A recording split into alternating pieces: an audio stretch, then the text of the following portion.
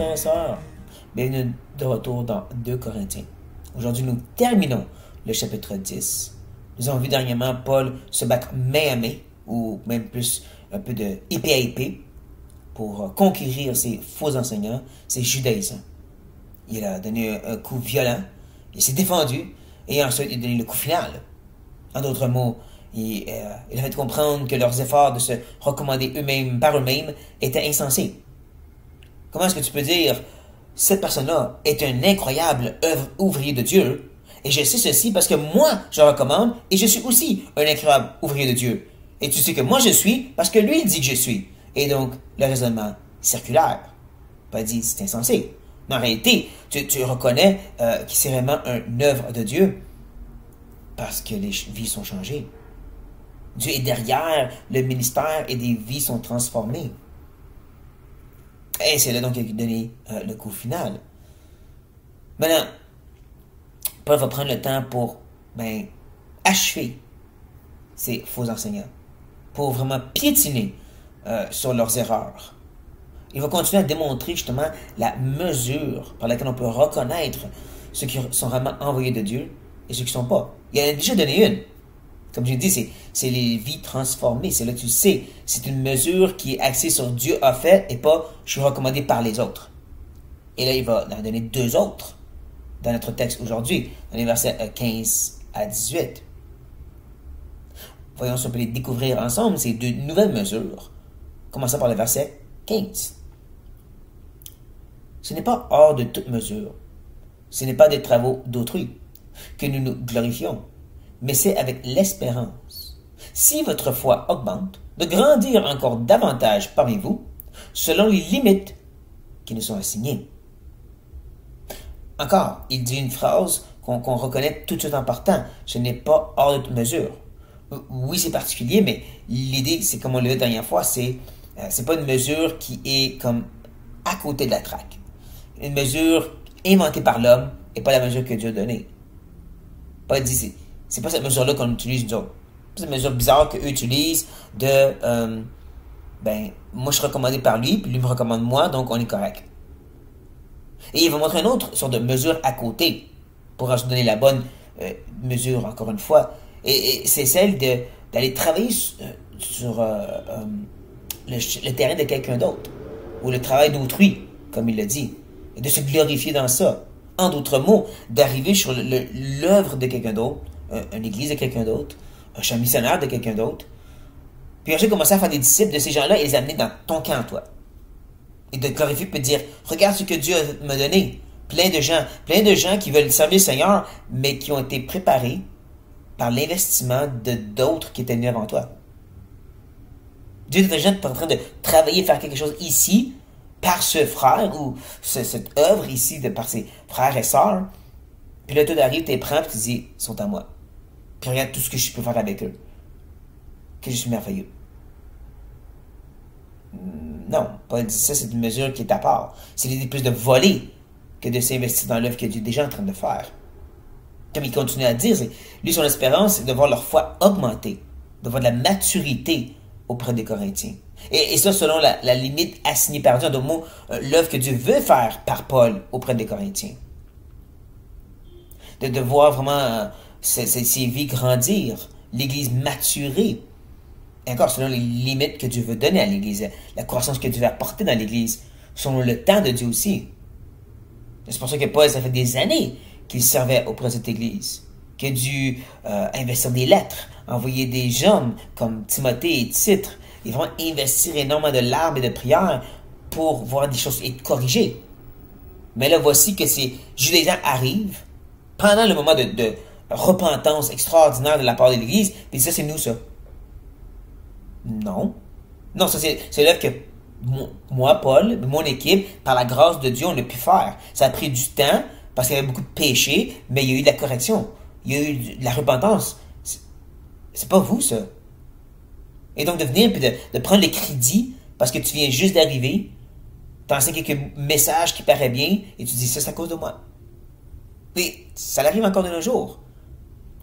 Une église qui existe depuis des années, qu'un homme s'est investi, peut-être des hommes, pour vraiment bâtir, établir et construire, Et là, quelqu'un de nouveau arrive, tout excitant, avec une personnalité bien charismatique, et pas que les gens, ils l'aiment bien, ils sont tous excités par lui, puis là, il part avec eux autres. Regarde tous les gens que j'ai amenés au Seigneur. C'est pas toi, ça. C'est pas ton œuvre. Tu l'as volé à quelqu'un d'autre. Ça, c'est une mesure qui est hors la norme.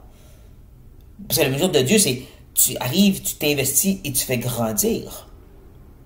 Et oui, c'est possible aussi que, justement, tu participes à une œuvre qui est déjà là. La différence entre usurper et partager. Comme Apollos. Apollos est venu après Paul, puis il a arrosé, mais pas pour créer l'église d'Apollos, ou le mouvement d'Apollos, pour s'investir auprès du mouvement de Christ, qui était commencé par Paul, mais pour l'aider à continuer à grandir dans le focus de Christ. C'est pas ce que ces judaïsants sont en train de faire. Et au contraire, il enseigne une autre idéologie et théologie. Pas dire ça, c'est pas la bonne mesure. La bonne mesure, c'est justement celle où est-ce que la croissance arrive. Il y a de la maturité, où est-ce que tu viens commencer quelque chose et voit Dieu faire éclore, faire croître. Et ensuite, il ajoute, et d'annoncer l'Évangile au-delà de chez vous, sans nous glorifier de ce qui a été fait dans les limites assignées à d'autres. En d'autres mots, qu'on va vraiment établir par l'Église de Corinthe quelque chose de solide pour le Seigneur, comme une base militaire, si vous voulez, par laquelle on va faire la conquête de tous les environs. Une conquête par l'Évangile, bien sûr, pour le royaume de Dieu. Mais encore, comme il dit, c'est pas de se glorifier dans les limites autres que ce que Dieu a donné. En d'autres mots, c'est pas en allant dans des coins qu'il y a déjà des églises, puis là, d'arriver avec cette nouvelle armée corinthienne de Paul et son équipe, puis de dire maintenant c'est notre église.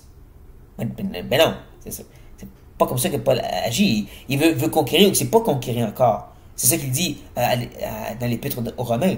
Il ne veut pas bâtir qu'il y a déjà quelque chose. Il veut peut-être participer à cette œuvre-là, mais il ne veut pas voler ou usurper. Il veut que l'Évangile se répande, mais pas dans les territoires où il y a déjà une œuvre de Dieu qui se fait. C'est pas comme ça qu'on agit. C'est la mesure première qu'on voit ici, qu'on est en train de comme solidifier, c'est la mesure où que tu arrives, où que tu fais grandir et répandre l'Évangile, mais où est-ce qu'il n'est pas te donné? Sinon, tu y participes. Mais ceux qui viennent où est-ce qu'il y a déjà une œuvre et qui prennent et qui modèlent quelque chose d'autre, ça, c'est la mauvaise mesure. La bonne mesure, établir quelque chose de nouveau ou participer à quelque chose qui est déjà là.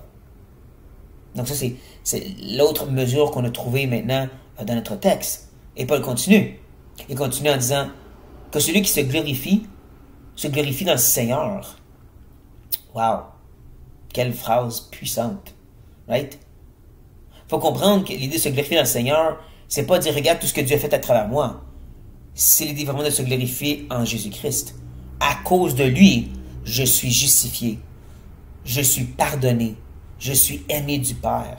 Et donc, mon message va être centré sur Christ, sa vie parfaite, sa mort expiatoire et sa résurrection qui me justifie. Le message va être centré sur comment c'est Christ qui devrait être honoré et pas nous. Que le point central de toute la Bible, c'est Christ et c'est pas nous. Je me glorifie dans le Seigneur, pour moi-même. Encore, quand on écoute attentivement les messages, autant de nos jours qu'à travers l'histoire, c'est là qu'on réalise c'est un message centré sur se glorifier en Christ, se glorifier en son œuvre ou en nous et notre œuvre. Et continuant sur ce point, pour nous montrer la deuxième mesure, il va dire « Car ce n'est pas celui qui se recommande lui-même qui est approuvé, c'est celui que le Seigneur recommande. » Donc tu te glorifies non pas en toi-même, mais dans le Seigneur, parce que c'est le Seigneur, justement, qui recommande les gens. C'est lui qui démontre l'approbation. C'est pas l'approbation des autres ou ta propre approbation, mais c'est celle qui vient de Dieu. Ça, c'est la deuxième mesure. Une approbation, une recommandation, un saut mis par Dieu qui démontre que tu es réellement envoyé de lui. Et là, c'est encore tentant de dire ah, ben donc une grosse église, puis un gens qui l'écoutent, un ministère qui frappe le monde, ça doit être de Dieu, ça. Pas nécessairement. Pas nécessairement. Comme on l'a vu, c'est pas juste parce que tu te répands partout. Si tu es en train de bâtir sur l'œuvre de quelqu'un d'autre, si tu es en train de faire ta propre chose à côté, et je vous dirais que l'histoire chrétienne, surtout la plus moderne des 100 dernières années, c'est beaucoup d'œuvres à côté. À côté de ce que Dieu fait depuis 2000 ans. À côté de ce message centré sur Christ crucifié et Christ ressuscité. À côté de prêcher la Bible, verset par verset, et laisser la Bible parler. À côté de ça.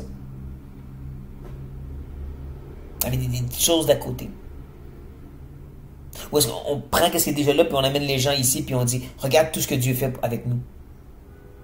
Ça, c'est pas la recommandation de Dieu, c'est l'approbation des hommes. La seule qui est une recommandation de Dieu, c'est celle encore où est-ce que c'est centré sur Christ et ça continue à bâtir qu'est-ce que Christ fait. Je bâtirai mon Église. Et ça, il l'a dit il y a 2000 ans et il était toujours en train de le faire. Et il y a eu plusieurs à côté, plusieurs détours, vous en connaissez sûrement plein. Mais celui qui est vraiment recommandé du Seigneur, c'est celui qui se glorifie dans le Seigneur. Celui qui est vraiment approuvé de Dieu, c'est celui qui continue l'œuvre que Dieu a commencée. Et on voit ces deux mesures. La première, c'est tu viens pas usurper, mais tu viens partager ce que tu fais déjà. Tu construis où il n'y a rien. Et de là, tu continues à répandre. Mais tu n'essaies pas de conquérir en ton nom. Et encore, de nos jours, c'est ça qu'on voit. On voit des jeunes hommes, jeunes femmes aussi, bien enflammés, qui arrivent dans une ville qui a déjà une œuvre de Dieu.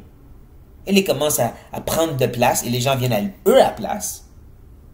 Et de là, ça répand à travers le reste des environs, peut-être même le reste du pays et du monde. Ils disent, regardez l'œuvre que Dieu fait à travers nous. Mais en réalité, c'est en train de bâtir sur l'œuvre de quelqu'un d'autre. Tu es en train de voler, de usurper. Tu es en train d'établir tes propres choses. Et leur message est vraiment la gloire de l'homme quand ils écoutent. Pas la gloire de Dieu. Ils ne se glorifient pas dans le Seigneur. Ah, ils disent peut-être le Seigneur a fait, mais ils ne se glorifient pas dans le Seigneur. Ils se glorifient dans eux. Ils s'approuvent eux-mêmes par eux-mêmes. Parce que encore, la première mesure, c'est tu participes ou tu établis, tu continues l'œuvre que Dieu a déjà faite. Et la deuxième mesure, justement, la recommandation du Seigneur qui se trouve dans la foi qui grandit, dans la maturité des frères et sœurs, dans le fait qu'ils grandissent dans leur connaissance de la parole et donc de la personne de Dieu. Ils deviennent de plus en plus à l'image de Christ, selon les Écritures. Right? Il met à mort certains péchés, il se revêt de certains commandements de plus en plus. Ça démontre que Dieu est derrière ceci. Donc, la leçon, c'est mesure, être comme les deux parties de la lunette qui vont nous permettre de reconnaître quels sont vraiment les ouvriers de Dieu et quels ne sont pas. Pas juste ce qui saute aux yeux. Pas juste ceux qui savent avoir des gros ministères. Est-ce quelque chose que Dieu a bâti? Ou c'est quelque chose qu'eux a usurpé? Est-ce que c'est une recommandation et approbation de eux-mêmes envers eux-mêmes? Ou est-ce que c'est vraiment de Dieu par des gens transformés? De la foi qui grandit réellement. Et que ceci fait partie de notre effort pour reconnaître l'œuvre de Dieu. Prions. Seigneur, combien cette situation à Corinthe parle encore de nos jours. C'est pour ça qu'on reconnaît que la parole de Dieu, elle est vivante, une épée tranchante qui perce à travers l'histoire jusqu'à nos cœurs maintenant. Oui, Père, on reconnaît à quel point justement qu'il y a beaucoup de choses qui sautent aux yeux. Il y a beaucoup de succès, surtout maintenant, dans notre ère moderne avec les médias sociaux, où des gens peuvent être reconnus par des milliers, des millions de vues sur les chaînes YouTube, ou juste se faire reconnaître partout. Mais nous, on sait, Seigneur, que c'est ce que toi, tu recommandes. C'est ce par qui tu changes tes vies, vraiment. Tu amènes une maturité, l'image de Christ dans ce monde de plus en plus. C'est ceux qui viennent participer à ce que tu fais et non pas chercher à voler ce que d'autres ont fait. Donne à ton peuple, Seigneur, de reconnaître, de voir et de ne pas juste courir après les fades, mais de participer à ce que tu as déjà fait depuis 2000 ans et que tu es encore en train de faire. On prie par de nous cette sagesse. Et nous demandons au nom de Jésus-Christ. Amen. Et frères et sœurs, comme toujours, laissez savoir votre approbation ou désapprobation. Je suis prêt à le prendre. Et sur ça, soyez bénis.